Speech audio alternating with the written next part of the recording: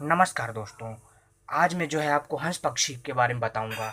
दोस्तों, हंस पक्षी के बारे में जानने के लिए आप मेरा पूरा वीडियो देखें। ये बहुत ही अद्भुत पक्षी है जो कि अब भारत से लुप्त हो चुका है।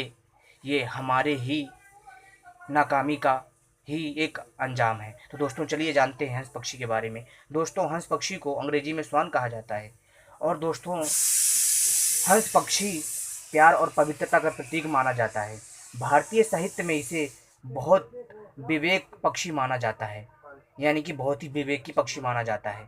ऐसा विश्वास है कि यह पक्षी नीर क्षीर विवेक अर्थात जल और दूध को अलग करने वाला विवेक से युक्त है।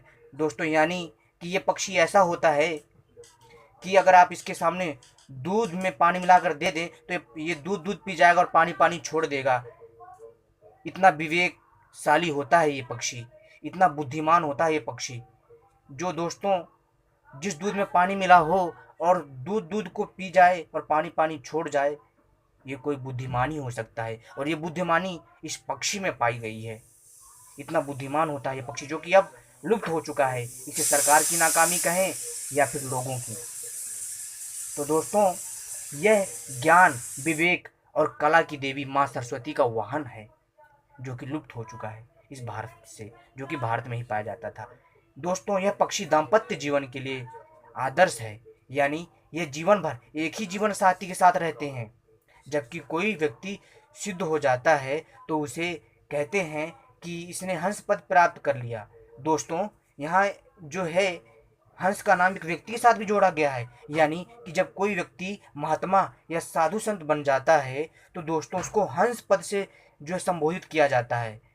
जब कोई पुरुष जो है चमत्कारी हो जाता है या सिद्ध योगी बन जाता है तो उसे दोस्तों हंस पद से संबोधित किया जाता है।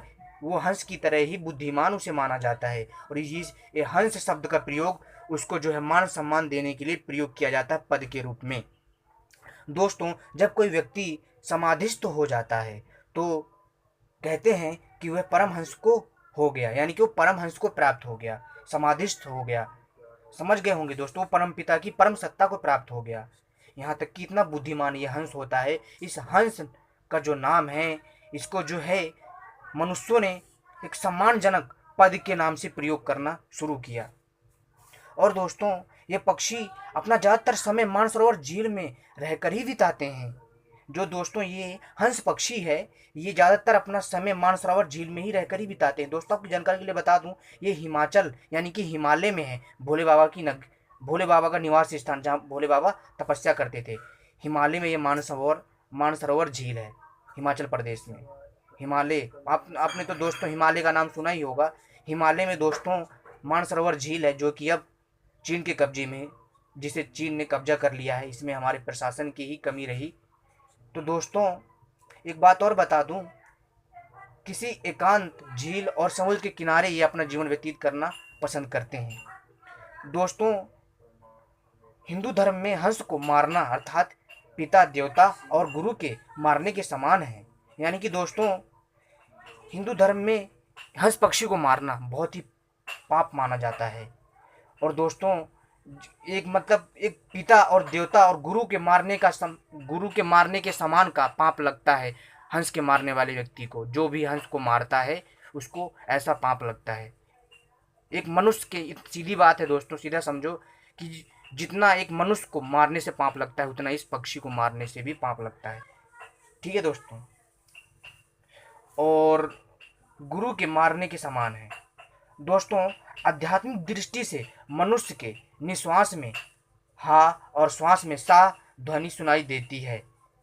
ठीक है दोस्तों, जो कि हंस नाम का बोध कराती है। जब हम श्वास लेते हैं हा आता है और सा, तो दोस्तों होता है हंस। इसमें दोस्तों इसमें ना भी आता है जो कि जो है हलन, यानी कि जो बहुत छोटी ध्वनि होती है, तो इसलिए हम इसे आधा ना ही समझेंगे।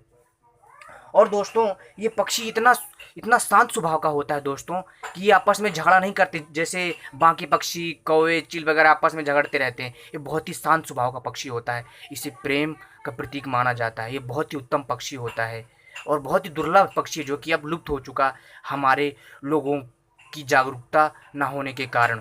अगर हमारे दोस्तों को, अगर हमारे लोगों को अगर इसकी जागरूकता होती, जानते, तो आज ये पक्षी बच पाता। और दोस्तों आज ये पक्षी हमारे समक्ष होता। और दोस्तों अगर ये वीडियो आपको पसंद आई हो तो मेरा चैनल लाइक करें और सब्सक्राइब करें। ऐसे ही नई वीडियो के साथ हम हासिल होते रहेंगे और दोस्तों ऐसी ही नई नई जानकारी के साथ अवगत कराएंगे जो कि आपके ज्ञान में वृद्धि कारक होगा। नमस्कार दोस्तों, धन्यवाद।